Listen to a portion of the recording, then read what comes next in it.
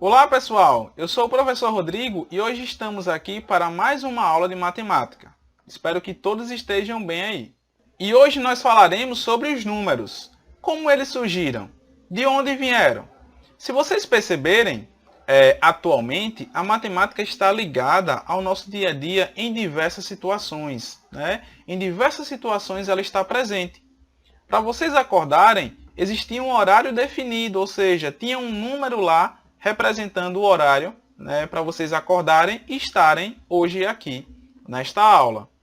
A roupa que vocês vestem, ela está sempre o quê? Na medida certa, né? O calçado também que vocês calçam está sempre na medida certa. Por quê? Porque tem um número que representa, né, o tamanho da sua roupa, o tamanho do seu calçado.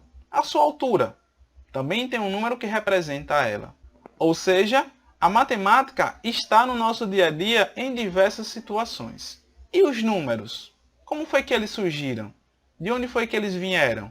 Será que antigamente nós tínhamos essa facilidade que nós temos hoje? Por exemplo, de estarmos aqui se comunicando, né, à distância? Não. Antigamente, pessoal, as civilizações, as antigas civilizações, eles não conheciam o que era o número.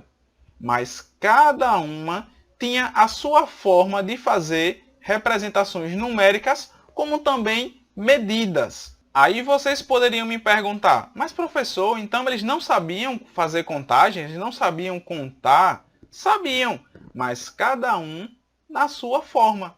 Eles tinham uma forma própria, né, de representar quantidades, como também de fazer contagem. E como é que eles faziam isso? Nós podemos ver aqui nesse slide. Nós temos algumas demonstrações de como é que eles faziam, né, contas ou contava coisas, podemos dizer assim, né? Eles utilizavam marcas em ossos, pedrinhas, nós em corda, marcas em madeira, gravetos, lascas de pedra, né?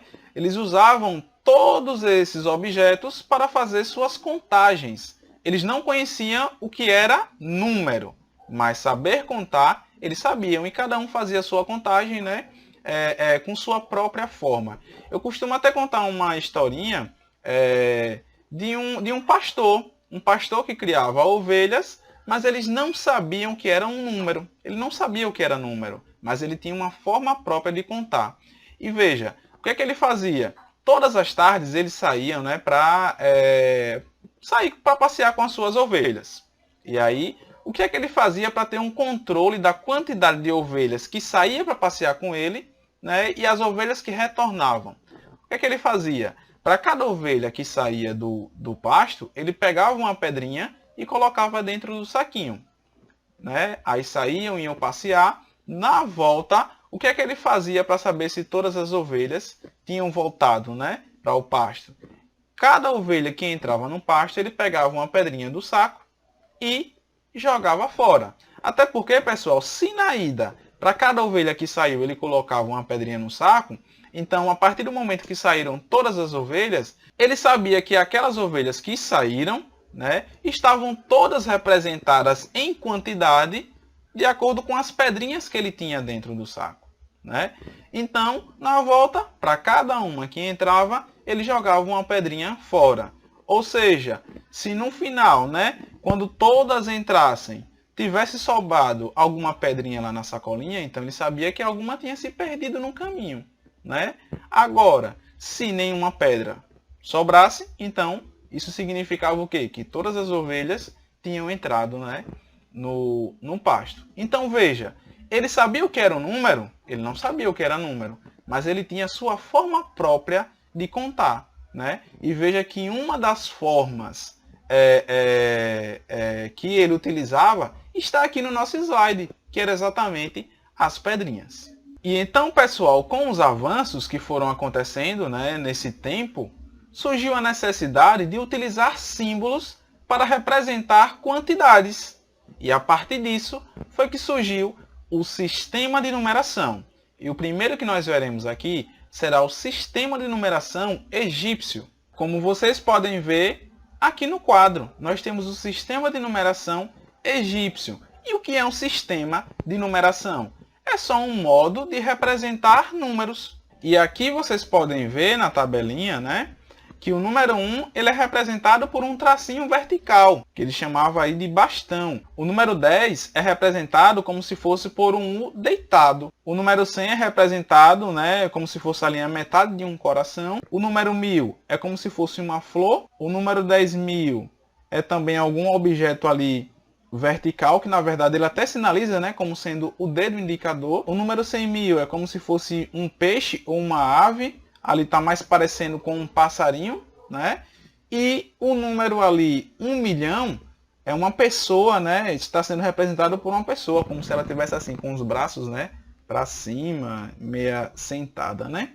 Então, aqui, pessoal, nós temos aí a representação de alguns números no sistema de numeração egípcio. Então, por exemplo, se eu quisesse aqui representar o número 121 nesse sistema de numeração, como é que ficaria? Então, veja só, nós queremos aqui representar um número 121.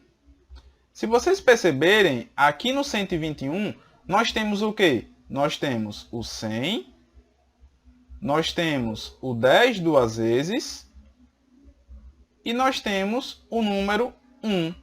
Então, como é que eu vou representar esse número 121 no sistema de numeração egípcio? O 100 eu represento como se fosse a metade de um coração. O 10, né, como eu tenho dois 10 ali, então eu vou representar aqui como se fosse com um U de cabeça para baixo. E o número 1, um bastão. Pronto. Está aqui o número 121 no sistema egípcio. Olha, durante as atividades, vocês também vão fazer representações de certos números aqui no sistema de numeração egípcio. Então, usem a criatividade e façam desenhos legais, certo? Não precisa ser perfeito, mas façam, né, de acordo com o que a tabela aqui traz para a gente, certo?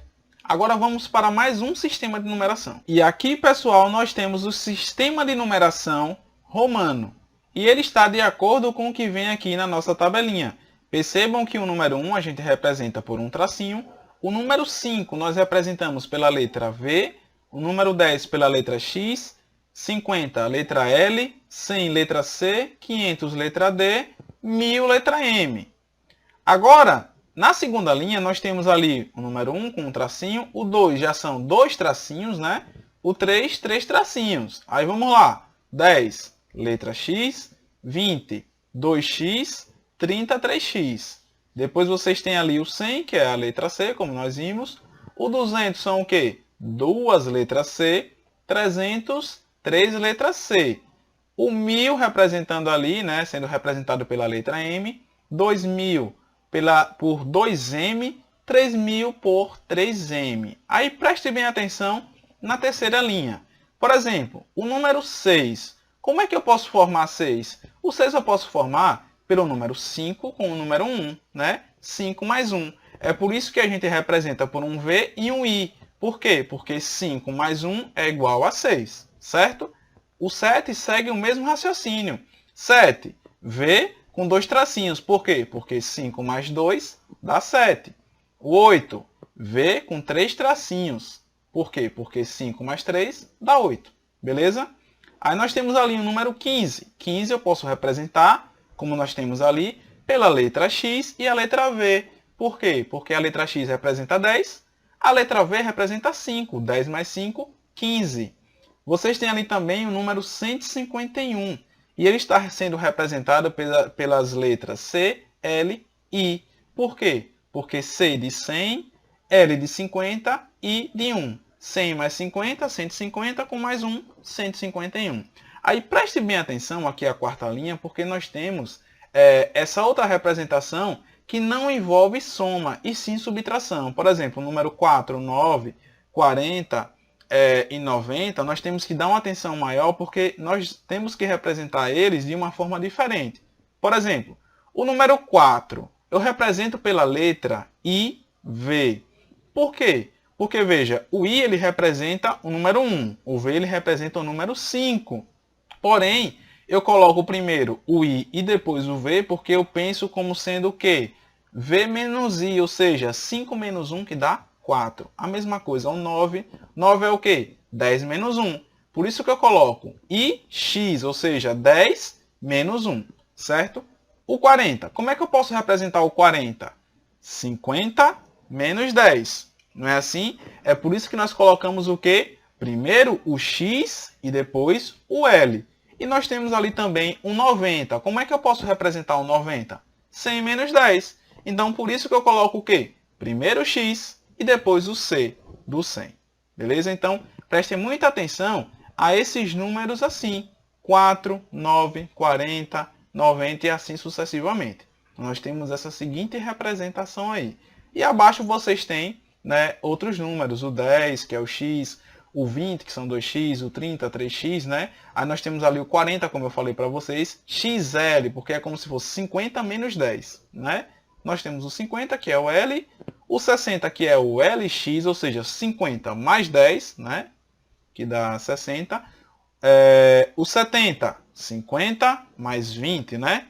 LXX. Temos o 80, que é LXXX, ou seja, 50 mais 30, né? E temos o 90, que nós temos que pensar em subtração, 100 menos 10, por isso que é o que? XC. Aí vamos ao nosso exemplo. Represente nesse sistema o número 86. Então, como é que eu poderia representar o número 86? Veja, 86 eu tenho que representar o quê? O número 80 com o número 6, não é assim? Então vamos lá, como é que eu posso representar o 80? Nós temos aqui embaixo. O 80 eu posso representar pela letra L e 3x. Pronto. Aqui eu já tenho o quê? O número 80. Agora é só eu colocar o quê? O número 6. E como é que eu posso representar o 6? Pela letra V com o I. Pronto, está aqui o 6. E veja que 80 mais 6 resulta aí em 86. E é assim que a gente faz a representação dos números aqui no sistema romano. Porém, pessoal, nós vimos hoje, né, nessa aula, dois sistemas, o egípcio e o romano. Se vocês comparar eles dois, ambos, né, têm a sua forma própria de representar números, de representar quantidades. Mas será que eles tinham uma comunicação interessante? Será que eles conseguiam se comunicar? Não, né? Nesse tempo que foram surgindo esses sistemas de numeração, foi um momento muito difícil, porque eles tinham essa dificuldade de se comunicar entre si. Por exemplo, nós falamos a língua portuguesa, né? Por exemplo, quem mora nos Estados Unidos fala o quê? A língua inglesa.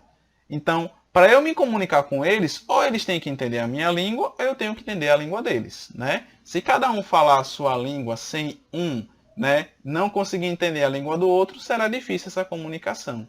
Então, por isso que nesse tempo foi um momento muito difícil, porque eles tinham essa dificuldade de se comunicar.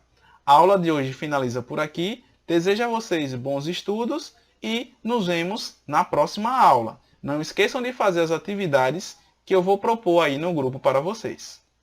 Um grande abraço!